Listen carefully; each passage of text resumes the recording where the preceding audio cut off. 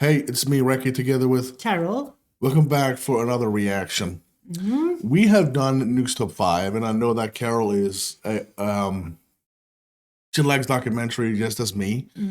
True stories, freaky deaky, whatever you want to call it, True crime. true crime, stuff like that. And we talked about, I suggest that we can do MrBallen because there's a bunch of videos with him that I do believe that he is definitely one of the best storytellers. And he does it in a really good way. He has a good voice for it, and we decided, yeah, let's do one. Let's do one. Let's see how you guys react to this. If you want us to continue just as well in Nuke's Top 5 and MrBallen, you gotta let us know by hitting the like. The more likes we get, of course, we're gonna continue. And I have never heard of him.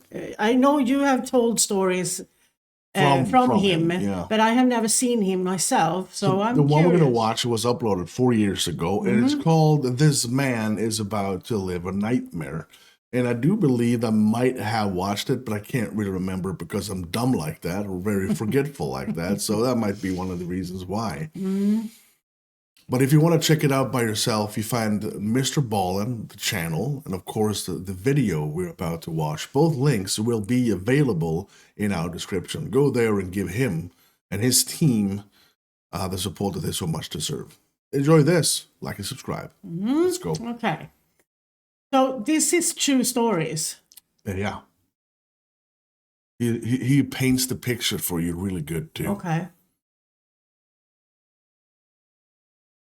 In 2000, a handwritten note was discovered at the bottom of the ocean up in the Arctic Circle, and it revealed this absolutely horrifying true story. But before we get into that story, if you're a fan of the strange, dark, and mysterious delivered in story format, then you come to the right place because that's all we do, and we upload once or twice every week. So if that's of interest to you, please invite the like button to go on a long bike ride with you, but make sure before you step off, you replace the water in their water bottles with hot dog water. Also, please subscribe to our channel and turn on all notifications so you don't miss any of our weekly uploads. All right, let's get into today's story.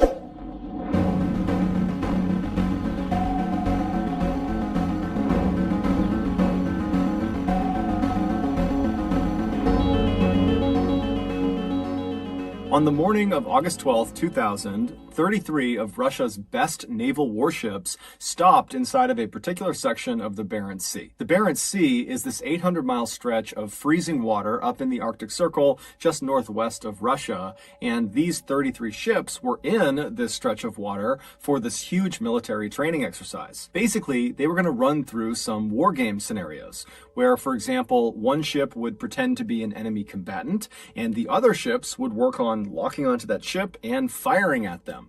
But of course, they wouldn't use real missiles or torpedoes. They would use duds that didn't actually explode. And so around 9 a.m., the man who was in charge of this entire operation, his name was Admiral Popov, and he was actually on board one of these 33 ships. He authorized one of the submarines that was out there to shoot 2 of their dummy torpedoes at a target, an enemy combatant, which was actually just one of the other ships.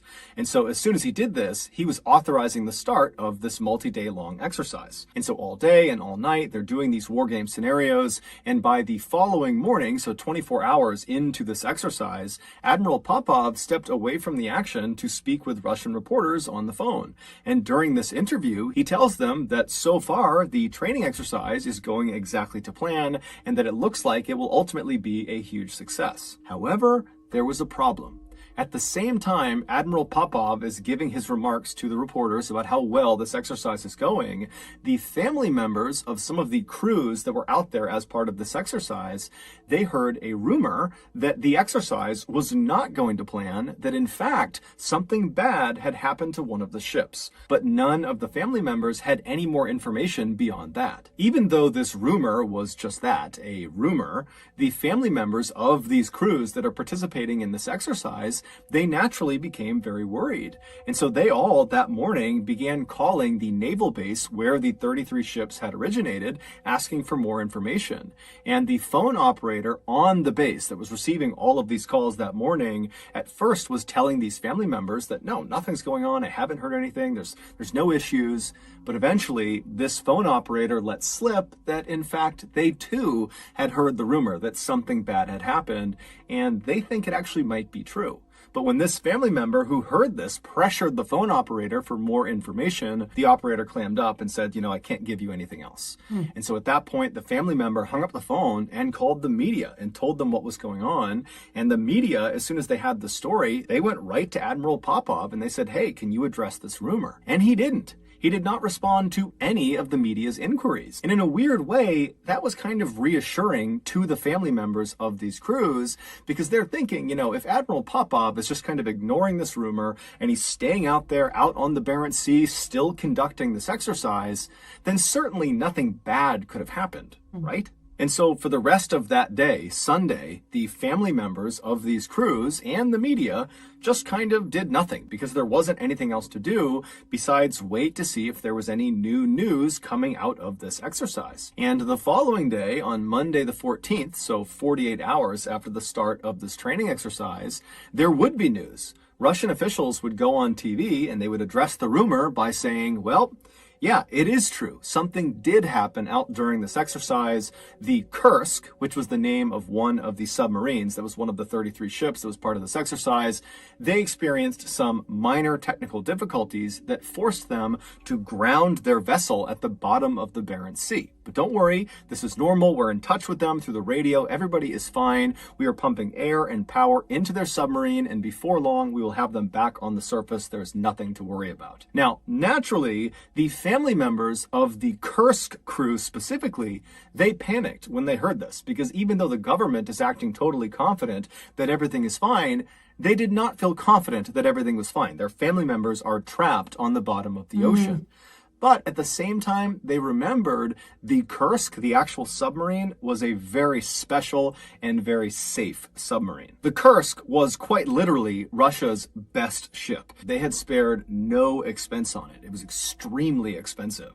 And it was massive. It was bigger than 2 football fields put together. And it was constructed out of this very specialized, highly reinforced steel that allowed it to take a direct hit from a torpedo and just keep on going, no problem. It was also outfitted on the inside with all the latest and greatest technology. And so if you were going to be stuck at the bottom of the ocean inside of a submarine, you would want to be stuck inside of the Kursk. And so the families took solace in that. But over the next couple of days, despite the government reassuring everybody in the news that everything was fine, it's totally minor, we're going to have the Kursk up in no time, despite all that, the Kursk still had not been raised to the surface, and the government was not giving the families or the media any new information. And so in this kind of void of no real information, the families began to panic and the media began to speculate. Did the Kursk really suffer from minor technical difficulties like the government was saying?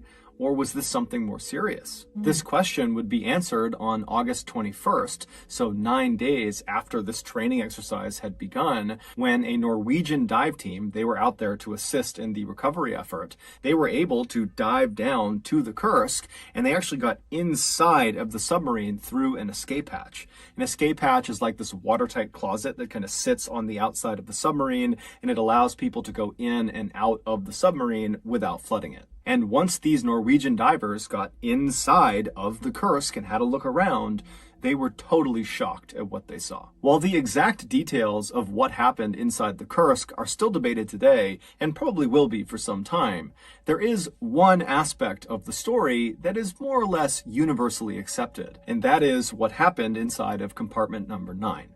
The Kursk was divided into 9 watertight segments called compartments. Number 1 was at the front of the submarine, and then it went 2, 3, 4, all the way down to 9 in the very back of the submarine. And the reason we know what happened inside of compartment number 9 is because a 27-year-old Kursk crew member, Dmitry Kolesnikov, told us. Dmitry was born into a family of submariners. His father was a submariner, and his father's father was a submariner, and Dmitry idolized them, and so growing up, that was all he ever wanted to be. And in the late 1990s, his dream would become a reality when he commissioned as a naval officer in the Russian Navy and was given orders to serve on board the Kursk. 4 months before this training exercise out in the Barents Sea, Dmitry met and very quickly married a high school teacher named Olga. And right after their wedding, one of the first things he did is he brought her on board the Kursk for a tour. And Olga brought along a video camera and filmed her tour through the ship. And on this video, Dmitry is all smiles. He is so happy to be leading her around the ship and introducing her to people and showing her all the cramped spaces on board the submarine. It's really obvious that Dmitri was so proud of his job. Not only of his job, but also just so proud to be sharing this part of his life with his wife. Fast forward to August 12th, 2000, and Dmitri, along with 117 other crew members on board the Kursk, had just arrived at their designated section in the Barents Sea for this training exercise. And at 11:27 a.m., the captain of the Kursk came over the radio and he told Admiral Popov, who was not on the Kursk, he was on a separate ship, he told the Admiral that the Kursk was about to fire their 2 dummy torpedoes. After this call was made, the men in the first compartment of the Kursk, so at the very front of the Kursk, this is where all the torpedoes, both fake and real, are stored, they began loading these 2 dummy torpedoes. Meanwhile, Dmitri was all the way back in the 7th compartment, the engine room. That was where he was stationed. He was actually in charge of everybody who worked in the 7th compartment. And so as these 2 dummy torpedoes are being loaded, Dmitri and his men, there weren't that many of them, they were twisting dials and pulling levers, when all of a sudden there's this really loud crashing sound, and then the ship shudders and then jolts hard to one side, as if someone had grabbed the front of the submarine and just forced it to one direction. What Dmitri and the men in the 7th compartment could not have possibly known was that one of the real torpedoes in the first compartment had malfunctioned and it exploded. But because of how well built the Kursk was, how strong the exterior walls were, this torpedo, as advertised, did not puncture through it. It did a lot of damage and caused a massive fire, but the sub was not sinking. So back in the 7th compartment, Dmitri, he stands up from being jostled to the ground, and the alarms are going off and everything is totally chaotic. Everyone's asking what's going on, and Dmitri, he takes charge and he tells his men to follow the emergency protocol, which was to seal the watertight doors of your compartment. And so in this case, he sealed both the doors, one leading to the 6th compartment and the other leading to the 8th compartment. There's a lot of reasons for why they do this, but in essence, if there's a leak somewhere in the submarine, by sealing off your compartment, you protect yourself from being flooded. As Dmitri and his men are sealing these 2 doors, they would have begun to see and smell smoke as it came in through the ventilation ducts, because there was now this uncontrolled fire raging at the front of the submarine. They also would have felt the submarine suddenly pitch upward at a very steep angle as the captain of the Kursk desperately tried to surface. But before they could reach the surface, that uncontained fire reached the other live torpedoes and it set off this almost instantaneous chain reaction of explosions. This second collective blast killed virtually everyone in the front half of the submarine. Either the blast itself blew them apart, or once this hole in the front of the submarine, because the second blast did puncture the walls, once that hole was created, all this Arctic water began flooding into the submarine. So if you didn't get killed by the blast, you very quickly drowned. The only people who survived the first and second explosions were anyone in the 6th compartment going backwards. So 6, 7, 8, and 9. And so Dmitri and the other men in the 7th compartment, they would have been definitely badly shaken up from that second explosion. That completely rocked the submarine and sent them tumbling all over the place. But they would have been very alive and very aware of the terrible situation they were in. And so I would imagine that Dmitri and the others tried to grab onto any of the piping or anything they could as the submarine, because the control tower has been destroyed, just angled straight down and began careening downward. At 11:32 a.m., just 4 minutes after that initial explosion, the Kursk slammed nose first into the ocean floor 350 feet below the surface. Oh my and goodness. the back half of the Kursk came down to rest. We don't know exactly what happened on board the Kursk for those first 2 hours after they hit the ocean floor. What we do know is they had power, so there was light inside of the submarine. Also, the air purifiers were still working, so despite the chemicals and smoke that was in the air, it was relatively easy to breathe. During those first 2 hours, we also know that at some point, Dmitri and the other men in his compartment must have heard banging coming from the 6th compartment, because remember, remember, they had sealed off the doors both to the 8th and the 6th compartment. And so Dmitri decided to break emergency protocol, and he opened the door to the 6th compartment to allow any of the survivors that were banging on the door to come into their compartment. And when Dmitri and his men opened that door and looked into the 6th compartment, they would have seen that it was rapidly flooding, and most likely anybody forward of that compartment, so 5, 4, 3, 2, 1, they were already dead. By 1:30 p.m., Dmitri and his men in the 7th compartment and the other survivors from the 6th compartment, they were forced to retreat from the 7th over to the 8th compartment and then finally into the 9th compartment because of flooding. Even though they had sealed off their watertight doors, the walls were no longer watertight because this huge explosion had sent shrapnel flying down the body of the submarine, puncturing holes in all of the walls. And so it didn't matter if you shut your watertight door. Eventually, as one compartment would fill up, it would begin leaking through all the cracks in the walls. And so Dmitri and all of the people he was with, they would have been very aware of that. And so by the time they got all the way back to the 9th compartment, the very back compartment, there was nowhere else to go. The water was going to eventually reach them, and they were doomed unless they got rescued or if they left out of the escape hatch. Despite how absolutely terrifying this situation must have been, Dmitri remained calm. In fact, he was so calm that he pulled out a piece of paper as he's sitting in this cramped 9th compartment with these 22 other men, and he writes the date and time in the corner, and then he begins to kind of describe what had happened. He talks about there being an explosion, and he thought he and these 22 men were the only survivors, and he says they're now trapped in the 9th compartment, and they have to wait for rescue. He also talks about how they had considered going out the escape hatch, but apparently it hadn't worked. After Dmitri wrote this very neat, very legible, very organized note, he folded it up and put it in his pocket, and then for the next hour and a half, he sat inside of the 9th compartment with the 22 others, and the power went out, which thrust them into absolute pitch darkness. I mean, completely black inside of there, and the temperatures, because the power was out, suddenly began to plummet, and then the worst part was the water began seeping through the walls. And so Dmitri and the other men, they would have known that it's just a matter of time before this room fills completely with water, and there is nowhere to go. And so with the water rising all around them, Dmitri pulls that paper back out of his pocket, and he adds to the note. And this time, his handwriting is barely legible. And it's because he's probably suffering from hypothermia, so he's shaking. He can't see what he's writing. In fact, he writes the words, "I'm writing blind," to indicate it's totally dark in the room. And in this second note he leaves on this piece of paper, which was dated and time-stamped an hour and a half after the first one, Dmitri indicates that he does not think he's going to survive. It's very clear none of them think they're going to survive. Then, with the remaining space on this piece of paper,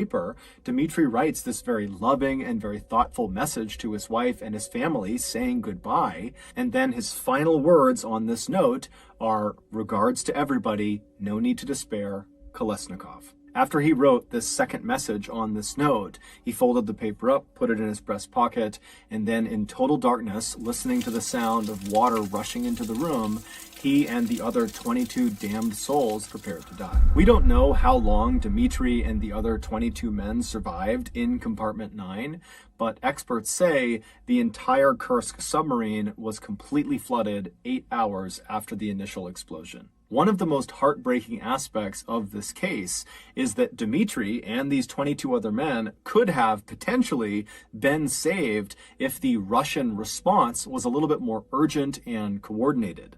Despite 2 of these ships, including the ship that Admiral Popov was on, hearing and feeling the second explosion that the Kursk experienced, nothing was done about it. It was reported, but no one really did anything. And then when no one could get in touch with the Kursk after they had said they were going to fire those 2 dummy torpedoes, everybody else, all the other ships, Admiral Popov, they all just said, you know what, I'm sure it's just their radios and they're fine and they'll be in touch soon. And so it wasn't until later that evening when the Russian Navy even figured out there was a major problem with the Kursk, that the Kursk has vanished. And then it would be several hours before they even got a rescue submersible in the water down to the Kursk. And then once it was down there, they could not latch onto the escape hatch on the submarine.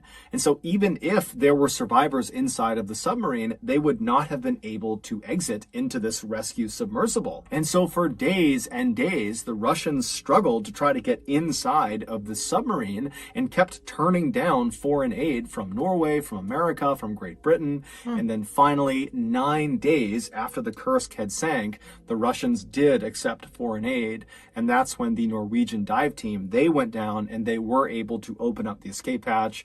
And when they went inside the submarine, they saw it was completely flooded. There were bodies floating everywhere.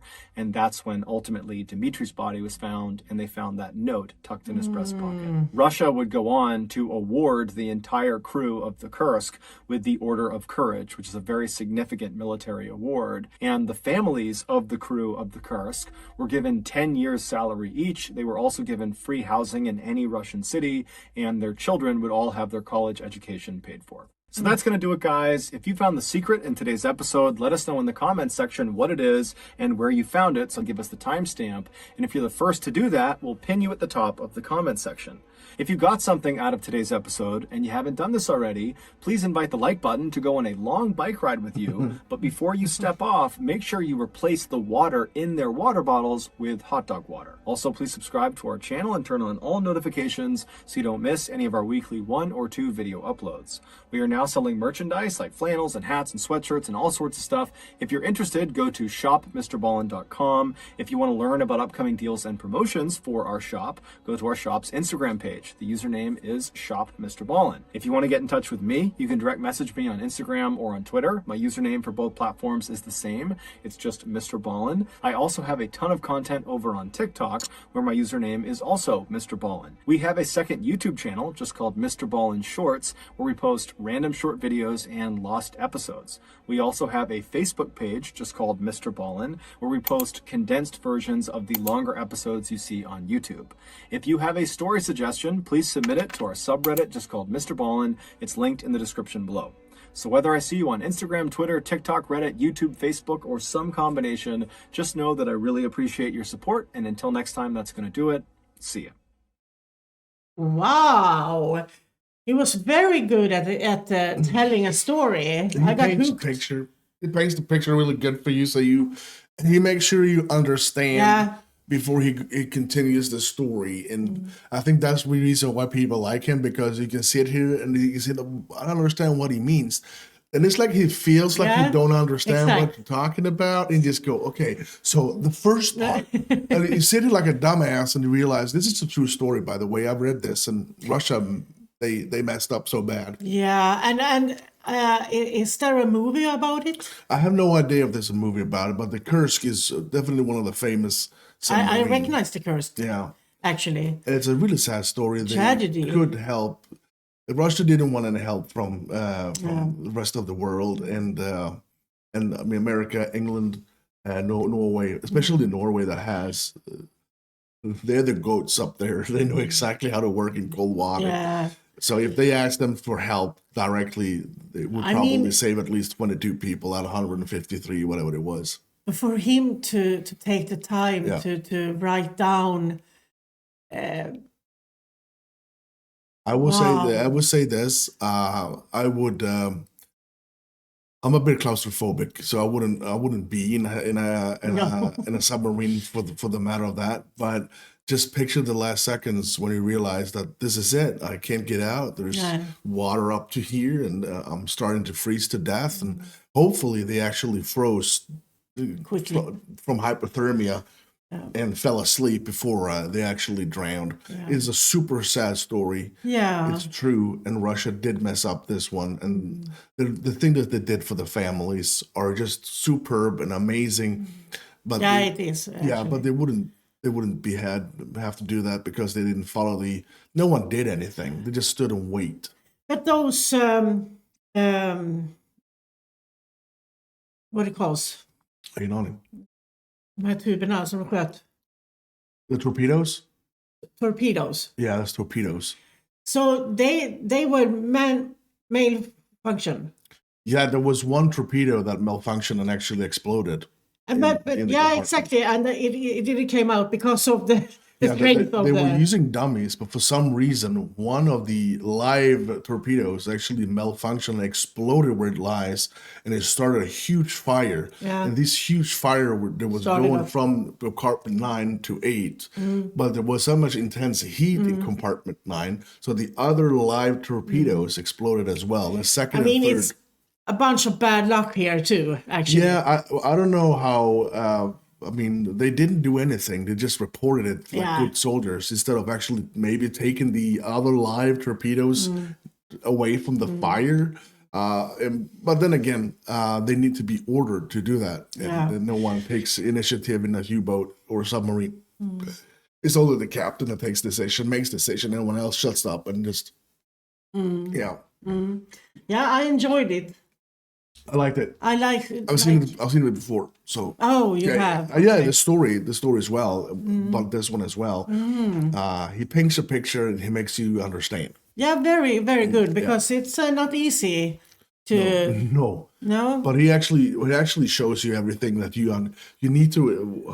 Telling a story and like 85% just gets lost in the process. He doesn't do that. No. I'm 100% sure that 99.9 of everyone who watched his videos follow the story, understands, and actually, sit here like you and me and oh my days. Yeah. Yeah. MrBallen is fantastic as a storyteller. There's a bunch more videos we can take a look at. Let us know if you want us to continue to do the MrBallen reaction. Let us know by hitting the like and maybe give us some suggestions of a next MrBallen. That's something that we would greatly appreciate. Like, subscribe is something that we think is pretty damn cool, so please consider that too. A big thank you to everyone who supports us on Patreon and channel membership on YouTube, no matter what tier. You guys are completely amazing. Same goes to the PayPalers, the GoFundMeers, the Super Thankers, and the Hypers. That's a thing too nowadays. Other than that, I'm Ricky. And I'm Carol. You Stay safe.